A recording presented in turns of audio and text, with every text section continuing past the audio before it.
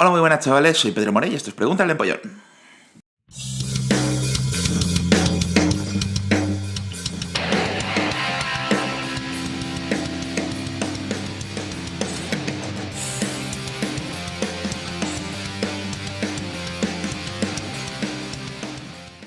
Hola, muy buenas, ¿cómo estamos? Bien, empezamos año nuevo, ¿vale? Con una pequeña mejora en el canal.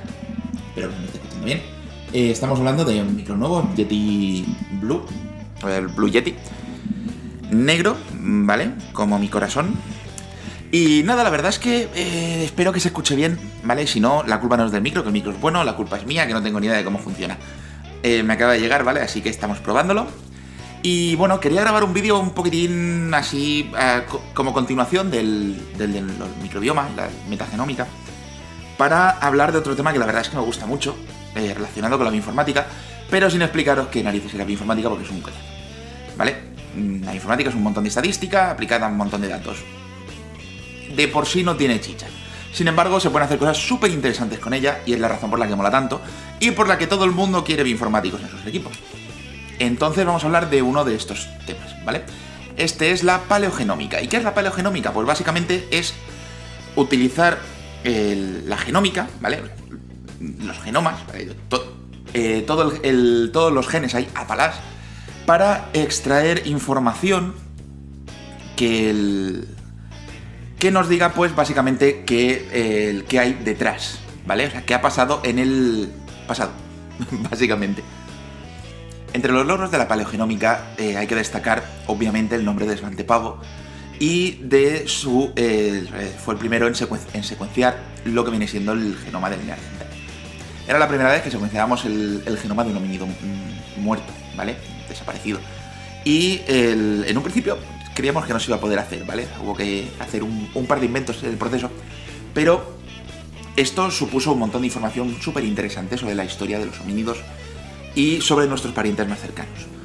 Lo primero porque resultó que tenemos hibridación, los Homo sapiens hibridamos varias veces con Homo neanderthalensis, en Europa una vez, en Asia resulta que hubo mínimo 2, pero es que además, conforme se descubrió, una vez que estaban investigando esto, se descubrió que había habido una segunda,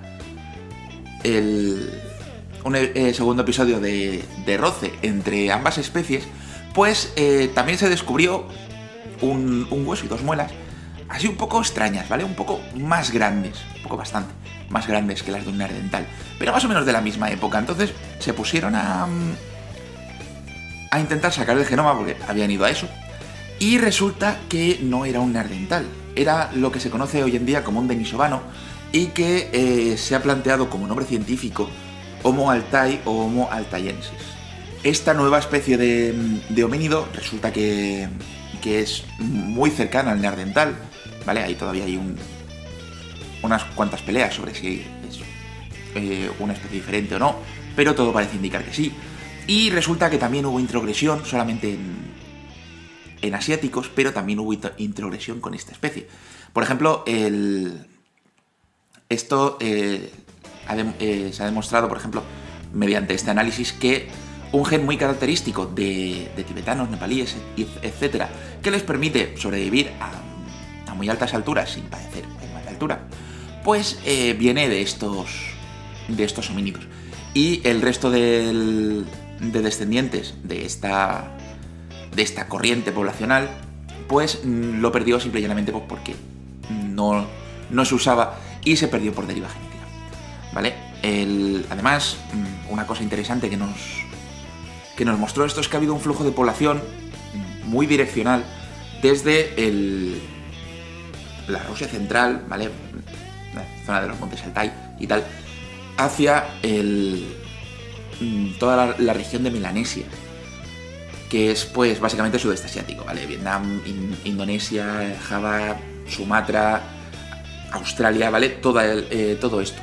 Además, demostró que este flujo genético no se detuvo en el Pacífico, sino que llegó a alcanzar, ¿vale? Porque estos genes han llegado hasta Chile y Tierra de Fuego, ¿vale? Esto demuestra que una de las teorías sobre la colonización de América, que es la de poco a poco ir de una isla a otra hasta llegar al continente americano por la Micronesia, pues parece tener algo de evidencia, ¿vale? Y esto no se tenían más que hipótesis, porque no había nada físico que demostrase, pues aquí han habido australianos, pero sin embargo esto es bastante sólido, ¿vale? Hubo un rastro genético.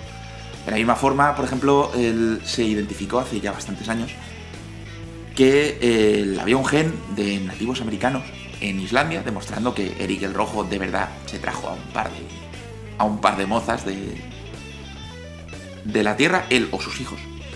Y cositas así bastante interesantes. También he leído bastantes artículos sobre movimientos poblacionales, ¿vale? Análisis tanto del genoma de restos paleolíticos, ¿vale? De tumbas, de muertos, que bueno, pues nos informan un poco de lo que es la historia de las poblaciones en un territorio, si han permanecido, si han desaparecido, si ha habido genes y de quién ha habido esa aportación, ¿no? De dónde han venido los diferentes invasores y tal. Esto, cuando tienes un libro que te lo está relatando, pues no tiene tanta importancia, pero cuando no tienes ningún documento escrito es muy importante. Por lo tanto, últimamente estoy viendo bastantes científicos que se hacen llamar a sí mismos bioarqueólogos, lo cual es un término que me mola mogollón. Además de esto, también un caso muy interesante es el que me trajo a este campo, ¿vale? La primera vez que lo escuché fue cuando estaba haciendo mi TFG. Estaba trabajando con lobos y me quedé sin acceso a unos datos porque no se iban a publicar, por lo menos en los últimos meses. Entonces, claro, pues yo quería trabajar con geloma, quería trabajar con genoma de lobos, pero no tenía unos datos sobre los que trabajar.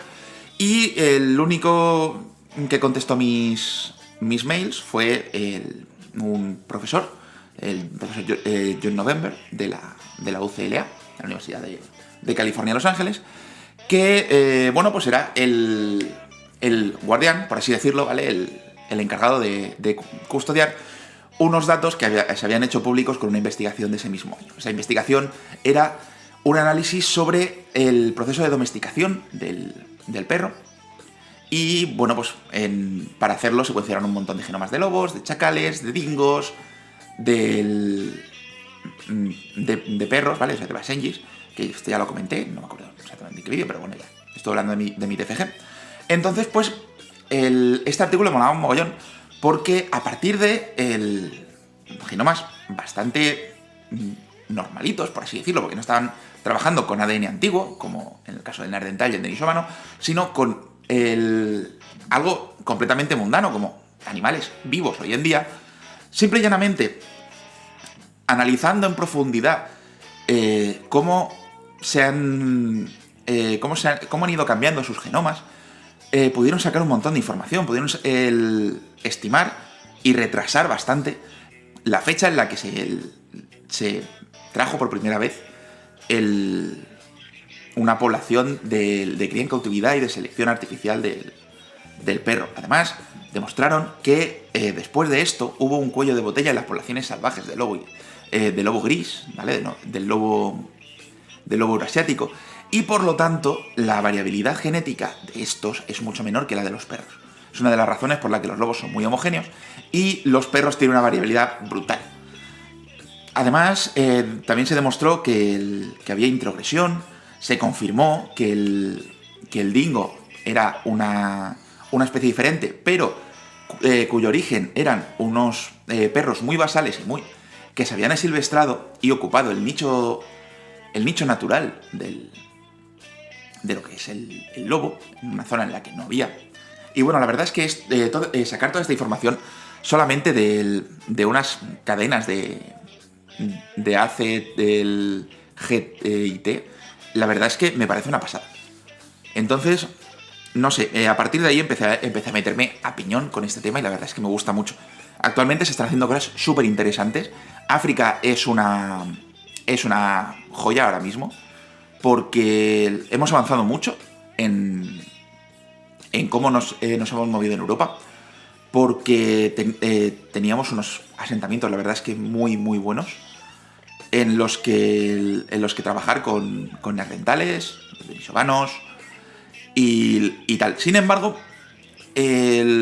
aparte del trabajo que están haciendo, por ejemplo, Svante Pavo o la Loeza Fox aquí en España, en el Sidrón, en Atapuerca y tal, pues hay un montón de trabajos súper peculiares en África, en Oriente Próximo, también muy interesantes, para contestar preguntas sobre cómo empezamos a migrar a partir de África, lo cual es muy importante para entender nuestra historia. Y además, cosas que nada tienen que ver con los humanos. Se sigue trabajando mucho en el perro, se está trabajando en osos de las cavernas, en la evolución desde el oso de las cavernas a los osos actuales. Y bueno, aparte de todo esto, en el Instituto Max Planck, que dirige Svante Pau, ¿vale? Hay un grupo que está trabajando en algo que me pareció súper interesante, que es paleometagenómica, ¿vale? ¿Recordáis de la metagenómica de la que hablamos el otro día? Pues esto mismo, pero sobre muestras paleolíticas, ¿vale? O sea, muestras del pasado. Algo súper interesante que nos puede aportar un montón de información sobre posibles enfermedades. Y bueno, la verdad es que este es un tema que me encanta, ¿vale? Entonces, pues, me gustaría poder trabajar algún día en algo por el estilo. De todas maneras, aunque no llegue a hacerlo, siempre quiero seguir, ¿vale? Atento a los diferentes descubrimientos que se van haciendo. Si encuentro algo interesante, os lo haré saber. Así que, bueno, hasta aquí el vídeo de hoy. Espero que os haya gustado, espero que se escuche correctamente por lo menos, ¿vale? Si no, la culpa no es del micro, es mía, que no tengo ni idea de cómo funciona, porque hasta ahora estaba grabando con el micro de la cámara, ¿vale? Todo automático y sin tocar nada, no sé que lo rompa. Así que nada, si se escucha mal, lo siento, mejoraré para el siguiente vídeo. Y nada, nos vemos en el siguiente vídeo, chavales. ¡Hasta luego!